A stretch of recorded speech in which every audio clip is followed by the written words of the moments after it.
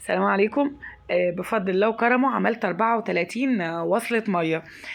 سوهاج وبني سويف وأسيوط وكفر الشيخ. في كذا مكان. فالوصلة ديت أنا كاتمة نص الصوت بس عشان خاطر حقوق الطبع في أغنية دينية، فحقوق الطبع منعتها. أهل القاهرة جزاكم الله خير الجزاء، أهي من أهلي ورفاقي الخير في القاهرة. جزاكم الله خير الجزاء يا شباب. واهل اسكندريه برضه عاملين شغل عالي قوي قوي. فالمنافسه دلوقتي بقت ما بين اهل القاهره واهل اسكندريه. كانت المنافسه الايام اللي فاتت ما بين الشباب وما بين البنات.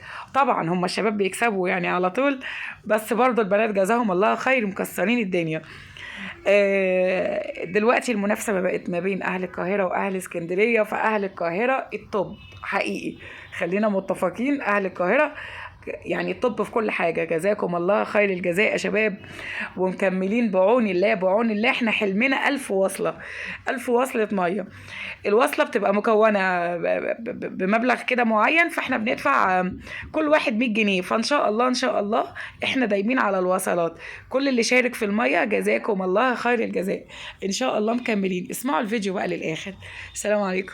الحمد لله وحده، والصلاة والسلام على من نبي بعده. اللهم صل وسلم وبارك على سيدنا محمد وعلى آله وصحبه وسلم. قال الله عز وجل: وجعلنا من الماء كل شيء حي. وقال الله عز وجل: ومن أحياها فكأنما أحيا الناس جميعا. وقال صلى الله عليه وسلم حين سئل عن أفضل الصدقات فقال: سقيا الماء. وهذه بفضل الله عز وجل في يوم الجمعة الموافق 2 ديسمبر 2022 بقرية نزلة البينساوي بمركز إهناسيا محافظة بني سويف. وصلة مياه صدقة جارية من مؤسسة استعادة.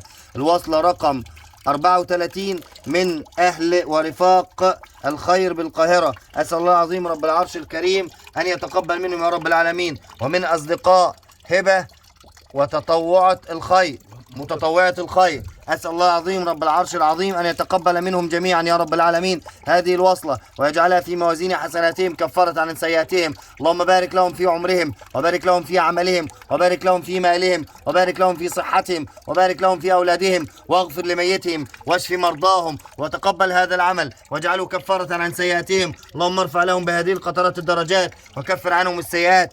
اللهم تقبل هذا العمل من أهل ورفاق الخير بالقاهرة، ومن أصدقاء هبة متطوعة الخير، واجعله خالصا لوجهك الكريم. واجمعهم النبي صلى الله عليه وسلم على الحوض، واسقيهم من يده الشريفة شربة هنيئة لا يظمؤون بعدها أبدا. وآخر دعوانا أن الحمد لله رب العالمين.